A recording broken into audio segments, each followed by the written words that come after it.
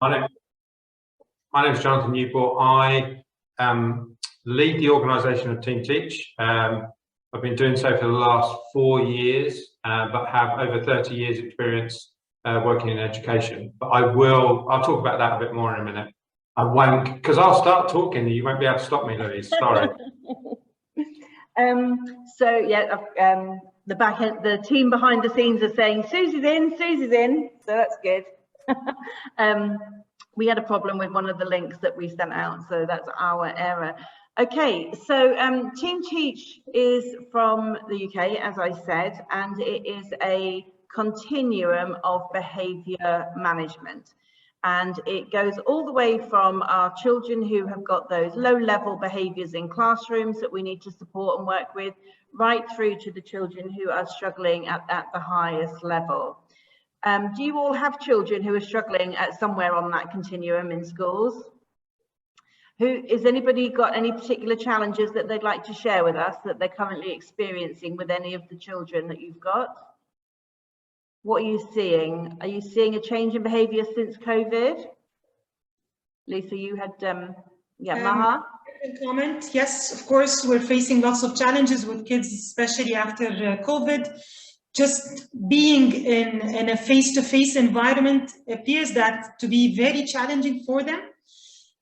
We have lots of concerns about their well-being. We're training ourselves on how to develop this rapport with the kids, where we need them to understand that our main concern is for them to be safe and nurtured, but yet we need them to learn in the school, and we're having this face-to-face comebacks, and we cannot go back to online, thank God, but they're still resisting.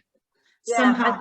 I think what we're seeing is all those behaviours that we used to take for granted, because they had continually been in education for a few years, and the children were used to that and like indoctrinated into the natural way.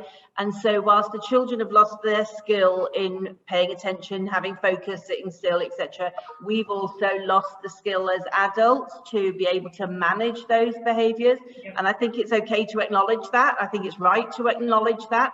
And it is about just bringing us back on track. And I think that's one of the reasons why I started to engage with Team Teach, is because they do have that structure that enables us to bring those children back online. There's an author that's Paul Dix, who writes D-I-X, who writes a book, and that's entitled When the Adults Change, Everything Changes. And I really feel that, you know, that's one of the reasons I wanted to engage with Team Teach, is because I feel if we need to relearn our skills if we have to have any hope at all of helping the children to relearn their skills. Okay, so Jonathan, over to you. Tell us more about Team Teach and what you can do to help us out here. Brilliant, thanks. Louise, you've covered so much of what I was going to talk about. That's great. That's really good. It's really good. So Team Teach has been going for over 30 years as an organisation that supports schools initially in the UK.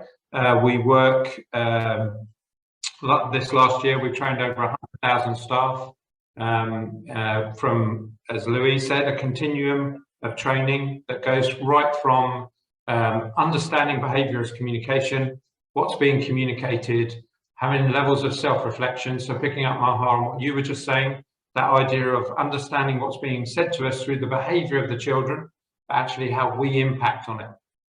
So our training is all developed around that. As I said earlier, I've been leading the organisation for the last 4 years. I talk about this being my dream job because for 17 years I ran a Bernardo special school and I use Team Teach every day. Now, some people always think that Team Teach is about holding children, and it's not at all. The big part of what we do is around understanding how to de-escalate situations and how to support children in the best way possible. So when I talk about using it every day, I talk about the fact that we were, as a staff team, really had grasped the idea of Team Teach being part of our culture.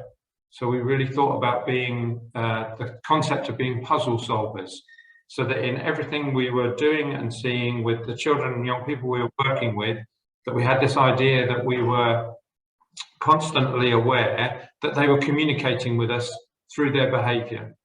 And we had to be able to have time to actually understand what was being communicated, what behaviour, what emotion was driving those behaviours that we saw.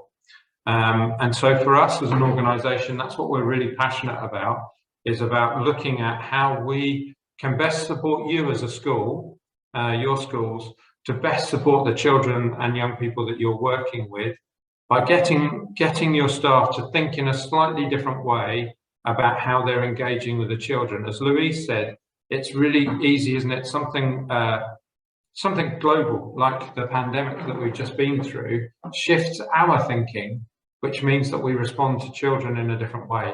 And if you add the layer of children's thinking has been changed by the pandemic, and then there's another layer that their parents' thinking has been changed by the pandemic, there's a real shift has taken place in what we see in terms of behaviour and really understanding it. So what our training seeks to do is to kind of work with you to build up a toolkit where you are able to, together in a consistent way, be able to talk, use the right language, interpret what's being said to you through their behaviours, so that you can put the best supports in possible for those children and young people. What we talk about is, we talk about a cycle of influence. So if you think of a circle that's going on, and the power of this cycle of influence is that within it we have experiences which prompt emotions, which prompt behaviour, which prompt responses. So if you think of that cycle and you think of children that you're working with, what we see is we see the behaviour.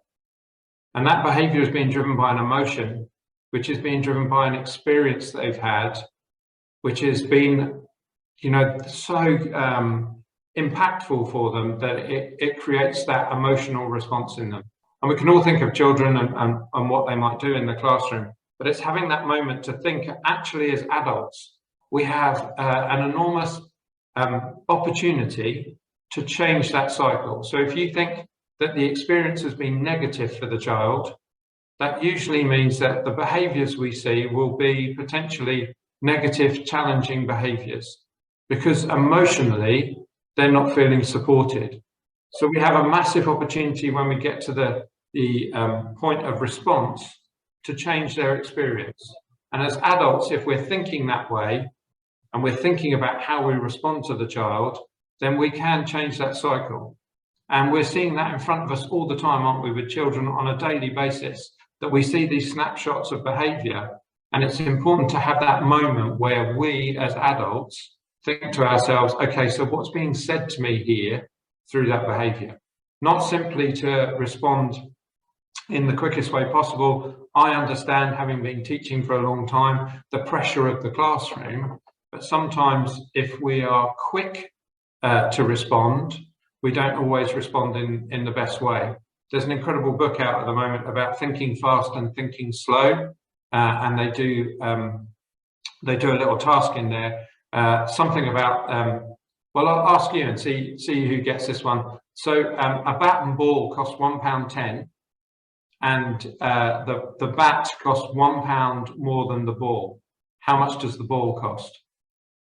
Anybody got an answer for me? Or everybody's been really cagey. No one's putting a hand up. Louise, I'm going to put you on the spot. What do you think the ball costs? I can't do maths and I haven't written it down. Okay.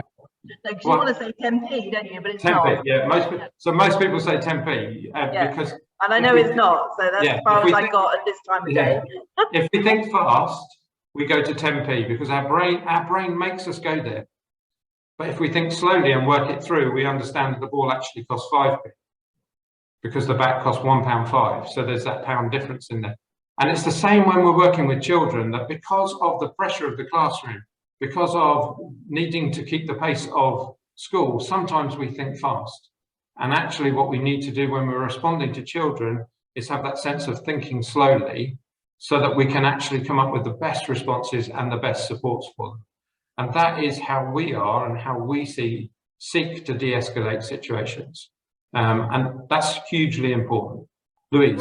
What do you mean by de-escalation? I think I know what you mean. What do you mean by de-escalation? So we always have an opportunity. We think about something, we call it the stages of a crisis. And so when something starts, there's a moment of trigger for a young person, and their behavior emotionally, what's happening in them is their behavior becomes heightened, their emotions become heightened, and they start to move up a scale. And in that moving up a scale, we have an opportunity to respond. It's this idea in that cycle of influence. Our response will either escalate a situation or de-escalate a situation. So we either cause them emotionally to become more heightened, which means their behavior will escalate, or we have the opportunity to support them in a way where their emotion stabilizes and their emotional flooding starts to decrease, so their behavior then begins to de-escalate. And that's where we as adults have the enormous opportunity. So it's that idea of being able to kind of calm something, draw something down from, simple things like, if they're raising their voices, it's really easy sometimes to meet them at the point they are.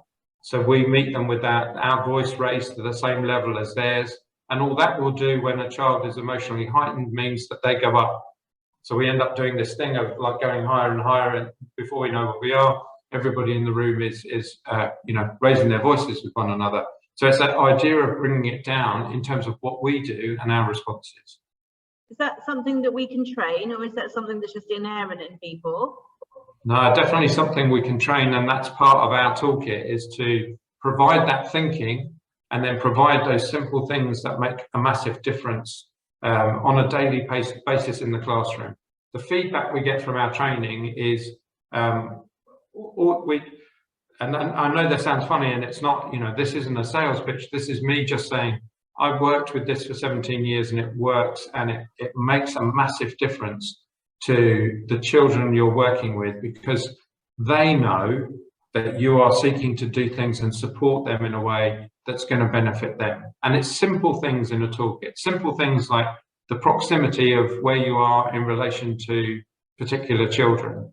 So if you've got a child who is beginning to, because you know them, because you know and understand their baseline behaviors, when they start to become heightened, just by being near them, just by moving yourself in the classroom to be near them, you are signaling that you understand that there's something going on for them. But you've not challenged them verbally, you've not challenged them in front of their peers, which can easily escalate a situation. But what you've also done is you've communicated to the rest of the class, because you've said to the rest of the class, I'm aware that there's something going on over here with Louise, but it's not, it's not worrying me, but I know there's something going on. So you're communicating to both Louise that you're aware that she's got something going on, and the class feel calmer because they know you know.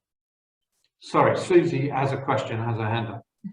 No, I don't have a question. I just want to re-endorse what you just said, because I've been in inclusion a long time with Louise, and I feel that it's not only in the field of working with children with needs, but it's also now I'm working as a counselor, and we use also CBT, and yeah, so it's really helpful when teachers can understand what you are trying to say to de-escalate and have the right behavior, attitude. It's not a question of power, and that's what the teachers misunderstand, that if I don't say it in front of the class, I'm going to lose my position. It's not about that.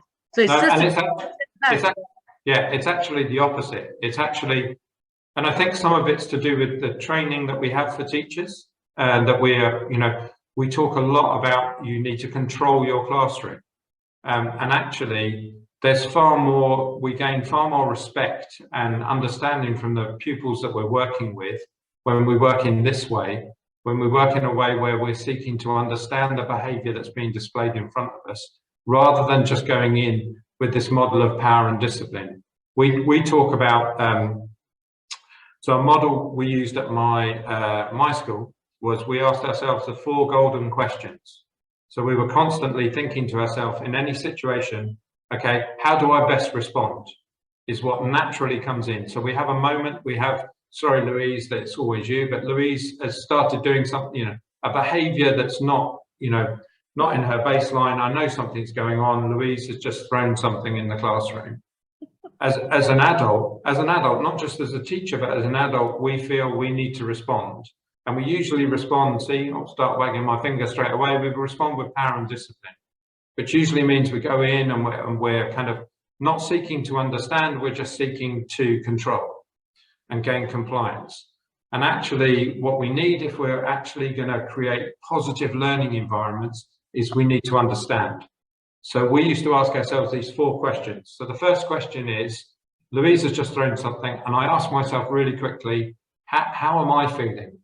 So we do some really quick self-reflection, because there's lots of things that will be in us that we bring to any situation. So it can be very simple things like, I've had a really bad car journey, I've just spilt coffee, I know that I've got a meeting with the head teacher later.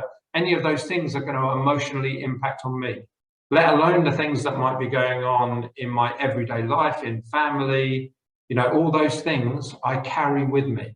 So they are going to influence how I respond in any situation. So that's the first question we ask ourselves, how am I feeling? The second question we ask, and we're doing this in a moment. We're not sitting taking, you know, Louise does something and then I sit down for 10 minutes to reflect on it. We're actually doing this in a moment. And the second question is, what does the child feel, need, or want? So I'm not asking, how is the child behaving? I'm asking how they feel. What do they need? What is it that they want in this moment? And then the third question is, how is the environment impacting them? And I always talk about in this moment, I talk about when I first started teaching in my special school, I had a classroom full of boys who were incredibly challenging. And so I thought I would work really differently. And I thought it was very cool to lean up against the side of the door frame and be a very different, I didn't sit at a desk, and I thought it would be very, you know, would try and relax the situation. And then I found myself with all these little explosions of behavior in my classroom, and I couldn't understand why. I was trying to be relaxed with them. And I had an incredible teaching assistant who said to me, "It's all your fault." And I said, how can it be my fault? And she said, well, it's all your fault because, you know, the understanding of fight or flight. And I was standing in the only doorway in the classroom. So when they were filled with emotion and tension and anxiety, they had no way out. So their only option was to explode. And it's all that bit about how the environment can impact. For some children, it can be lighting. Some children, it'll be temperature. Some children, it'll be how close they are to other people in the room. There's all sorts of things that can impact on their emotional state at that moment. And if I ask myself those 3 questions, then I get to the 4th question, which is, how do I best support? So it's not how do I best respond, it's how do I best support? And there's a slightly different emphasis there because I'm thinking in a different way. I'm thinking that I'm going to support the child rather than tell the child what they need to do. And that support sometimes is verbal, but equally that support sometimes is non-verbal. And if we go through that process, and you know, obviously this is part of what we do in our training, and we talk these things through. And by the end of a training session, people are just in that mindset of being able to do that very quickly. It's not a hard task to be able to go, actually, what's going on for me now? I take a deep breath and I know that there's something in me, so I just need to be a bit calmer before I move into this situation. Because we all know, and I've done it so many times, where sometimes I respond and the response is about me, not about the child. And yet, if you think about what I said earlier about that cycle of influence, we as the adult have a massive opportunity to be able to change the situation. So we've got to be in an emotional state to be able to respond appropriately. I think some of my most powerful moments have been where a child has been unhappy and they might be sitting in the corner and refusing work, and just sitting down beside them and saying, do you know what, let's take 5 minutes out. I'm quite happy to do that. I don't know who it was that said it. Was someone said, meet the child where they are. Yeah. And I think that's quite powerful as well. Yeah. Does anybody want to volunteer any situations they've got going on at the moment that they're worried about? Have you got any children in specific, that any situations that you've got going on that we might be able to help instantly for? Is it just general? Do we feel, just show of hands for those who are on camera, is this a special needs thing or is this all children? So hands up if it's all children that we're struggling with. Not just special needs children, okay. And what about teachers? Do we find that teachers are becoming more? Love you. We must ask permission to share this video, right? But do we find that teachers are also struggling? I think the answer is yes. Susie? Sorry? You were asking if teachers... You want to add something? Oh, no, sorry. No, it's okay. So this continuum of training and checking who we are and what we're bringing to a situation is adult to adult, adult to child, adult to parent, vice versa. And I think one of the most powerful things about, I mean, I've had this kind of training over years as well. I think one of the most powerful things is watching, by modeling it to the people around us, we're modeling it. And when we see that modeling come back at us, I find that quite interesting, because children do that as well, don't they? They pick up what we show them. And I think one of the great things we get in terms of feedback is, because we seek to do this holistically, so it's all staff being trained together, then it becomes a very consistent approach, response within a school. And then, you know, so many times, anecdotally, I hear from schools where they say, we started seeing our children doing it with one another. So they've started to be able, because of the modelling that's going on in the school, they're able to support each other because they see it, and it's so consistent. It's not just, well, it's like this in Mrs. class, but in Sir's class, it's very different. It's that same approach, that same language, the same level of supporting that makes it's really powerful. You know, and it's one of the reasons why we've moved into doing a lot of work with parents, so that you're closing that circle as well, because you're then getting parents to support in the same way. Okay, Susie? Yeah, just wanted to ask if this training, once, can we also try to train students so that, you know, as we have in schools, happy ambassadors, or we have the teen-to-teen support within the class, just to calm down a behavior? Is that possible, or is just at the teacher's level? At the moment, it's just at a teacher level, but it's something you will find that happens naturally. So because they're aware of the way you're talking and the way you are modeling expectation, you find that children start to do it as well. They start to talk in the same way. So we'll follow on from that then. When you're coming out at the end of May 30th, you're coming out to do a 5-day course. And that is to train adults.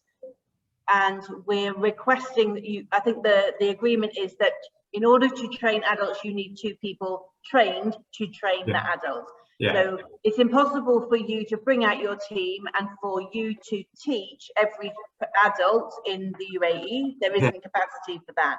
So what you want to do is you want to create capacity out here in the UAE for a group of people to be able to train within their own schools. Yeah, we just find that really, so it's the model that we use both here in the UK and internationally, because what it does is it creates, and Susie, you just used the word, you know, kind of ambassadors, but it creates in any school, if you have at least 2 people who become kind of behaviour ambassadors. So they then would come on the 5-day course. We go through everything in terms of training them to be trainers. We go through all the theoretical pieces, helping them create a toolkit, what that looks like, creating the best responses. You know, there's a whole wealth of content for them to go through. And then at the end of that, they're able to go back and disseminate that training and train people within their school. But it's not just about training, because it's an ongoing journey. So it's about being the people who become the focal point within the school around behaviour. So they become those ambassadors. We find consistently that they're the people who people go to say, you know, I've got this going on in my classroom, I find this. And it's then where we have a layer where we're supporting, because being a trainer with us is an ongoing journey as well. So we're available to support, to, you know, be able to ask us questions. It's someone said to me the other day, we're a training provider. And I said, no, we're a training partner, because a partner is about having a relationship that's ongoing. So it's a really powerful model to be able to have at least two people within your setting that are seen as those sort of behaviour experts and ambassadors. Yeah, so I think that the benefits of that are, if you were to train all of the teachers, you need to take teachers off timetable for substantial amounts of time, because if you're flying out from the UK, that needs to be done in a lump sum. The benefits of training 2 people within your setting is that you are then always there. You get to know the children, you get to know the adults, you can do the training on a rolling program, you can do a few at a time, you can do a group, you can do it in a whole myriad of different ways to suit your setting and your needs and your adults, and then feed that down to the children. So you need to have 2 people trained. If the school is a small school and you can only have 1 adult trained, there is the possibility to buddy up. I'm doing the training myself, so there'll be a chance to buddy up with me, because I'm going to contract with Team Teach. But the preference is that you have 2, because then those 2 people can work together inside the school, work on the setting, work on the behaviour policy, and embed it throughout the whole system, not just as an ad hoc add-on thing. This is a holistic system change involving policy, etc. I think that's right. Was there anything else there about the doubling up that I needed to cover, Jonathan? No, I think you covered it really, really well. Okay, cool. So the cost per person is £1,800, and I'll convert that for you. And that is for 1 person. And that is going to give that person a 1-year license to train under the Team Teach banner any staff within their school. Jonathan, is it possible for them to go outside of school? Because I know that here we've got a couple of groups. So we've got individual schools, but then we've got bigger groups where we might have 3 or 4 schools. So how does that work with the license of going outside your setting? So you can train, if you're working for a group, you can train within your group of schools. It's only when you can't go outside of that group or your individual school. That's where they would come to you and talk to you about, how we best support other schools. But yeah, it is just literally the group. So if you've got an overseeing organisation, then that works. Like a trust, that works. So yeah, absolutely fine. That's more about capacity. So I know, for example, Susie works for GEMS, massive organisation, quite a few schools. She could train in her school. 1 person could train in another GEMS school, and they could deliver training together. The challenge you would have with that is you'd probably be training all of the time, and I'm not sure that increases capacity within 1 school. Okay, so it is possible. Just be very careful within your organisations about how much time that might take you. Yeah, it's absolutely, it's key to kind of think through what's most beneficial, because exactly what you've described, we've had some really big organisations that went, okay, we'll do 1 here, 1 there, and kind of 1 at each school. But the problem is releasing people at the right times, and usually people want the same day to be able to train on, and that makes it more difficult. There's certainly more flexibility, capacity, and it works if you've got 2 people in the same school, because you can make all the decisions on when you train, the size of groups you're going to train, in terms of bringing people together when you do it, whether it's after school, whether it's on, taking day releases. Yeah, so I think there's huge benefit in keeping it to a school. Yeah. So we need to move on to the more contentious little part of this, which is the holding part of behaviour management, and something that we're all very concerned about when we're in the UAE.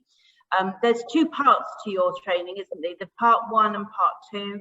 Part 1 being the de-escalation behaviour management in class, supporting class strategies without actually getting anywhere near a child physically. And then you've got part 2, which is the holding part. Talk us through that a little bit, please. So just as you described, Louise, at the beginning, our training is on a continuum. And it's all about understanding your needs. So on a trainer course, we will take you right through what we call our intermediate level continuum, which has within it so we're always thinking all the time that actually physically engaging is kind of our last resort. We don't want to have to be physical, with children at all. So that is why we start where we start, around understanding the behaviour, understanding best responses. And then sometimes the supports we look to put in place may need a level of physical intervention. Now, when I talk about physical intervention, I'm not talking about having to hold a child on the floor in a seat. Any physical intervention is where I am placing my hands on a child, and that goes from really what we call simple guides. So if you've got two children, let's say in the playground, who have decided they're not happy with each other and have squared up to each other, we'll teach you something where you can turn them, move them really safely, and all you're using, we call this here, our caring C, and if you place that just above someone's elbow, you can move them really simply with hardly any force involved at all. So there's no need to hold someone like this or anything. It's all very open palms. We think about how we stand, we think about body language, we think about all those elements so that we are using minimum force, maximum care. And we do then go up, and it's all based on need. We train trainers to look at what do we need in our setting to support our children best. And for lots of trainers, they will just teach guides and prompts. But in some schools and some settings, they will teach what we call standing holds. But all of it is medically risk assessed. All of it has been worked through over years and years, and we use the biomechanics of the body. So we don't do anything that goes against joints. We don't do anything that's pain compliant. Everything we do is just working with the joint to move someone, to guide someone, to hold someone safely so they can be best supported, so they can emotionally regulate themselves. Does that make sense to everyone? Louise, I think you're on mute, I think. That's probably best. So there are no unions out here, and right, our staff are not as protected as they may be in the UK. So how important is it therefore for us to have policy in place to help support and protect not just the children, but protect our staff as well? I think it's absolutely essential, because if you make statements within your policy that supports any sort of activity, action, response that you're going to take, but it's also what we encourage as well, that it's not just in policy, but it's something that you would share an awareness of with parents as well, so that you can talk to them about having adopted a particular approach, which is supported both here in the UK and internationally. We're accredited by different bodies that support what we do. But it's just, if you give parents an awareness around the fact that all the decisions you're seeking to make with their children are around the best supports for them.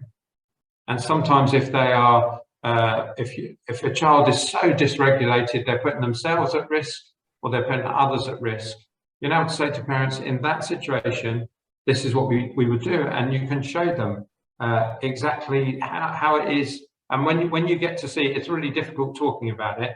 It's when you actually get to see what we're talking about in terms of physical intervention. It is so minimal. It's all about the least intrusive possible. And I think it's because it's such an emotive subject. When parents hear the fact that you might hold their children, immediately the images they get are very negative ones, when actually what you want to be able to show them is the positive nature of what you're doing. And that's why we call it positive behaviour management, right? Yeah. And it's about the adults being regulated enough to be calm enough to make grown-up adult decisions in the right way at the right time.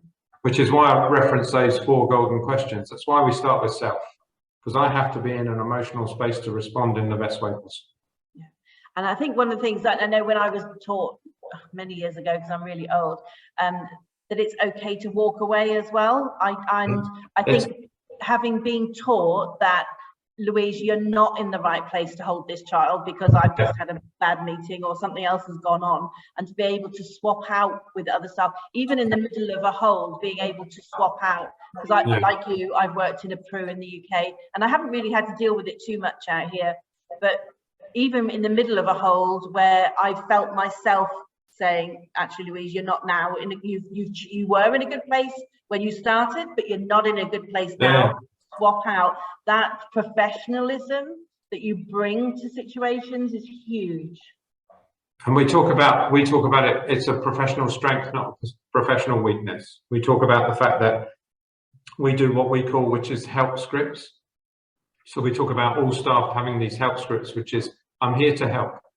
And if I see in you, Louise, that I know you well enough to know that actually you're not in the right space for this in that moment, I can offer to help. And the important thing in our training is we also encourage people to know, if someone offers me that help, then I'm going to take it, because they've seen something in me that I might not have noticed myself.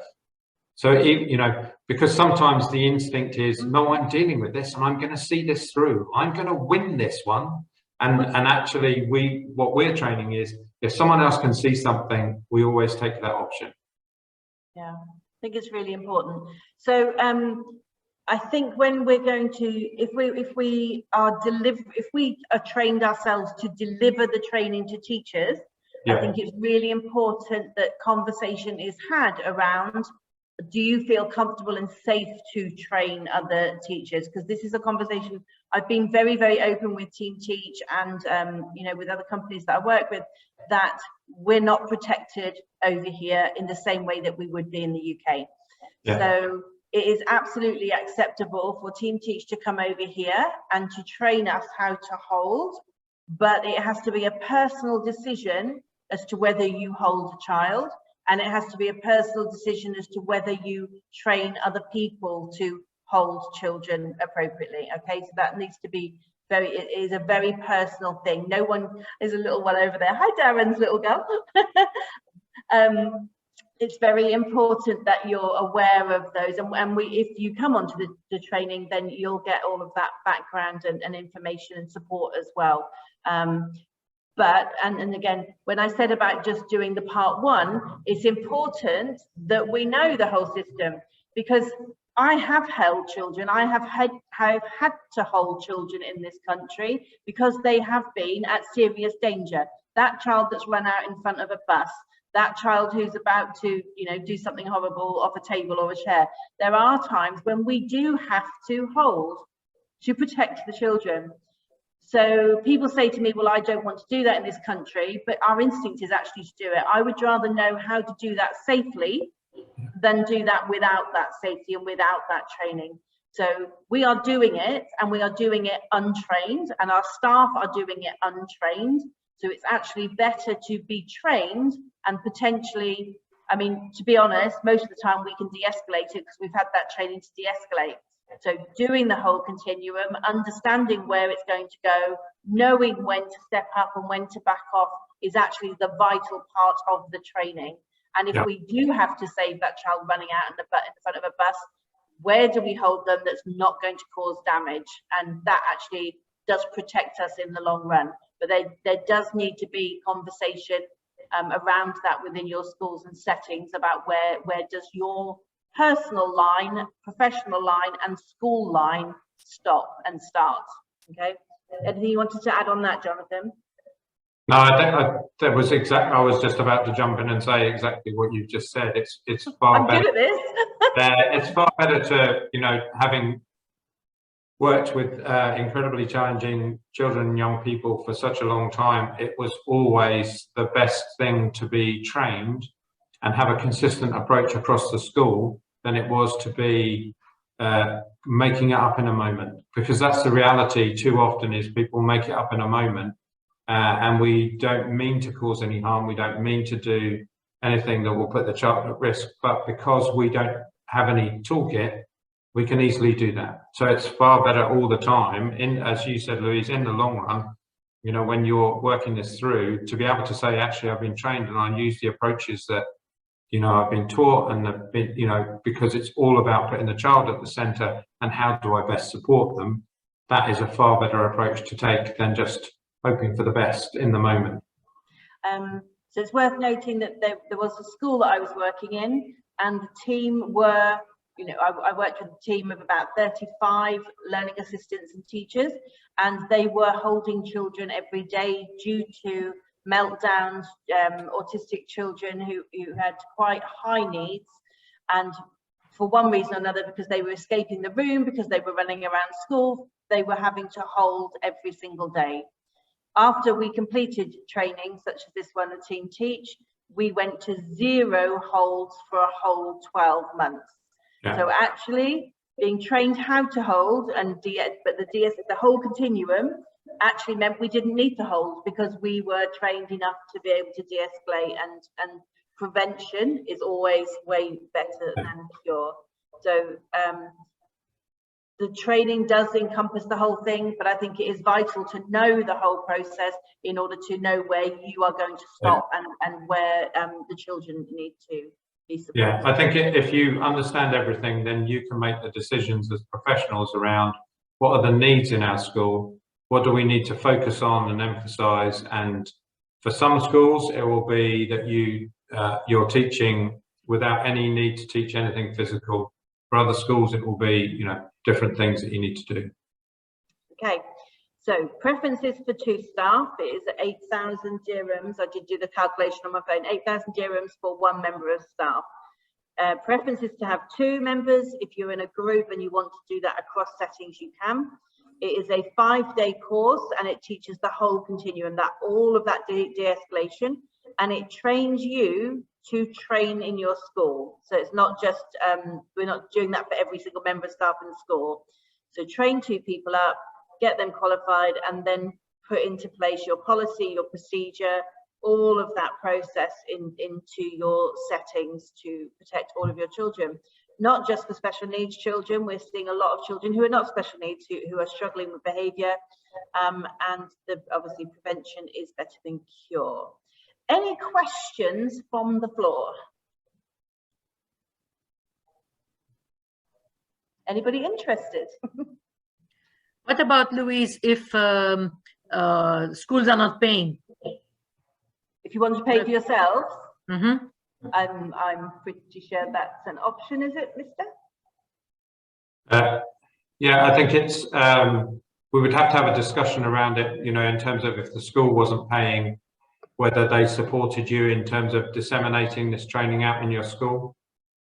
Yeah, because that's the problem in our group for the time being, for sure. I'm just being very honest, because I cover the whole networking for counseling, and I know that the budget is tight, very poor. Yes, so yeah. I'm thinking if such a training would be just amazing and exactly what we need, and but unfortunately nobody has. If we take this, then there is, and it's beyond the budget anyways, and it's not going to cover any other training over the year, or any books. I think it might pay to be a little bit strategic. How many LSAs have you got in the school that have to be there because of behaviour rather than because of academics? Is there a way that this could be actually cost saving, because we haven't got exclusions, because we haven't got children in detention after school? How, there are savings to be made by having a good, robust, strong provision in place.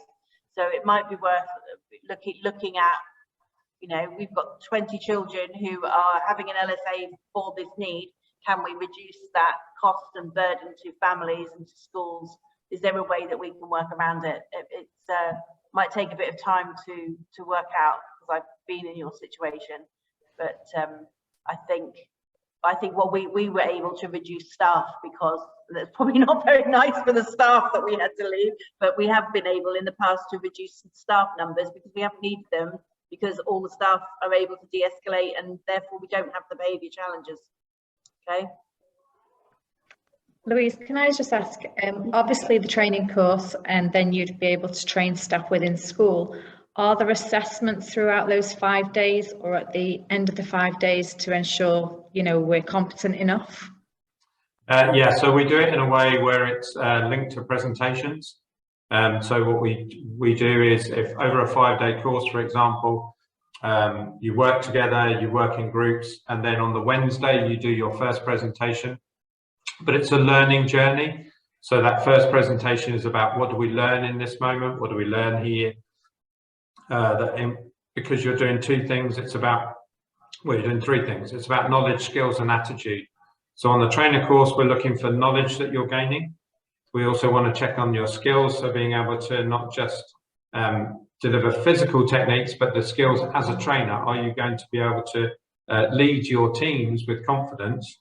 And then it's about having the right attitude. For me, the most important thing is about the cultures that you're going to create in your schools. Because you can have the best training in the world, but unless you're creating positive cultures, the training isn't for anything. So we look at that as well. We talk about culture too.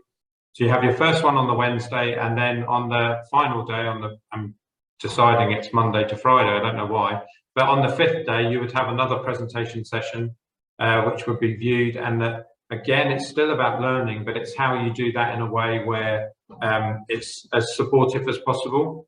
So that it's not about, we do look at, it is pass or fail, but we very rarely fail anybody because it's been a coaching journey all the way through the week.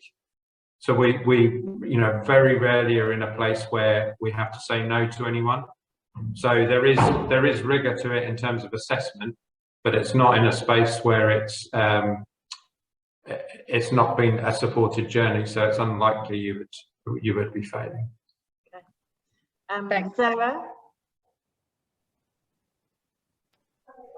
Sorry, I'll figure out how to get the hand off in a minute. Hi. So I just stumbled on this because Louise posted it this morning and I had no idea what I was entering. So this could be incredibly useful. I've got some money floating around that's now not being used. But I'll have it. I don't know whether we'll be allowed to redirect it or not, but we'll see. So I've got a few questions. I think the first one's been answered. Part funding would be something that my school might consider, in that we self-fund half. The only problem is we're in Al Ain, so we would not have any money for accommodation. So we'd be wondering if there's anyone in, I presume it's Dubai this is and not Abu Dhabi, is this right? Yeah, we're looking at the possibility of a school. It's halfway between Mirdif and Global Village is the school that we're looking at. So it's on the outskirts of Dubai. Oh, so it's our neck of the woods. It is your neck of the woods. It would probably be about an hour's drive from where you are, Sarah. Yeah, that would be awesome. Okay, so that's the second problem solved. The third one is obviously the way I would sell it is about parent training in particular, because we have a lot of parents who are looking to us and are in crisis at the moment. How useful would I be in training parents useful at the end of that week? Definitely with the part one. Jonathan, is it okay for us to train parents part one? Yeah, so what we talk about is that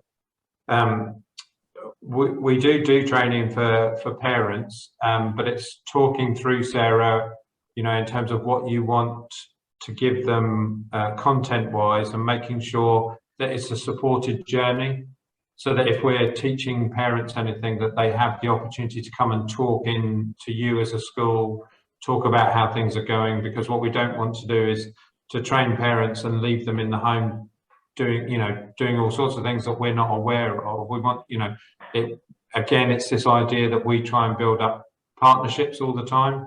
So we encourage a partnership between the school and the parent, but it's definitely something we can talk about. It's definitely something we deliver over here in the UK. And we can talk about the fact that we've just launched a whole platform for parents called My Family Coach, which offers them, offers different support. So it's certainly something we could look at developing with you over there. Obviously, My Family Coach has a UK context. We'd need to talk about that with you. Yeah, but definitely something that. I mean, the quick answer, Sarah, should have been yes. It's definitely something we can look at doing. Rather than I think if the techniques are being used by teachers, and then the children who are struggling the most are having the same techniques implemented at home, that consistency of approach has got to be valuable. But it is that level of making sure that's that level of supervision and support for the parents. We have 1 minute left, because I'm sorry, but I have another. Sorry. Have you got brochures, or obviously it's really late and it connects? It has big implications for invigilation for public exams. Have you got anything you can send us out? So the website is teamteach.co.uk. And if you go to my LinkedIn, Sarah, there's some links on there for more information as well. If you're interested, you don't have to commit. Have a non-committed conversation. And if you need to hook up with a man called Dan Chesterman, who's one of these little black boxes here. And there's another lady here called Olivia. The team are here watching, but I've got all of their contact details. So if you are interested, you don't have to commit. Drop me a message, and hi Olivia, drop me a message. I will connect you with the team. This is through them. I'm not making anything from this. This is just, I really think that it needs to be in Dubai. I really think that we can benefit from it, and I support it, and I've used it myself and found it valuable. So this is about giving you guys the opportunity. So connect with me, I'll connect you with the team, have non-committal conversations. If we can get enough people together, we do need a minimum, in order to bring the team out from the UK, there is a minimum number to warrant those flights and that hotel cost, etc. We do have a school interested in hosting, so connect with me and I will connect you with the team, have those further conversations, okay? Sarah, just to add, we can pick a conversation up with you offline. So if you've got some more questions, we can pick that out with you. If you want to just share your email in the chat box. Doesn't mean you all have to go. You can all stay if you like. But I do have to go because I have a training course to deliver. Lovely, lovely to see you. I'm going to disappear. I'll leave you with the team. Keep recording, and I'll talk to you again soon. See you later, Louise.